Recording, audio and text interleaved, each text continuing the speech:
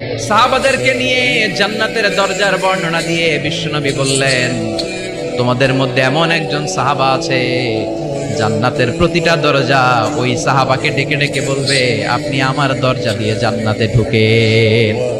প্রতিটা দরজা চাইবে সেজন্য ওই দরজা দিয়ে ঢুকে। সাহাবারা বললেন, ইয়া রাসূলুল্লাহ, ইয়া হাবিবাল্লাহ, কে সেই সাহাবী? কে সেই মহান সাহাবী যেই সাহাবীকে জান্নাতের 8টা দরজায় ডাকতে থাকবে, ইনভাইট করবে, অন্য দরজা দিয়ে যাবেন না, আপনি আমার দরজা দিয়ে ঢুকেন। বিশ্বনবী বললেন, সেই সাহাবী হলো আমার হিজরতের সঙ্গী আবু বকর as-সিদ্দিক। পড়েন সুবহানাল্লাহ। কি ব্যক্তিত্ব ছিল, অসাধারণ ব্যক্তিত্ব, পার্সোনালিটি।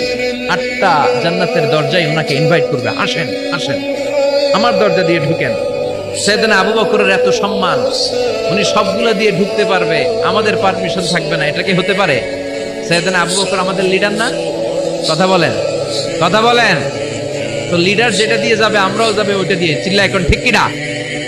এজন্য বিশ্বনবী বললেন, শোনো শোনো, চিন্তার কারণ নাই, মন খারাপ করার কোনো বিষয় নয়।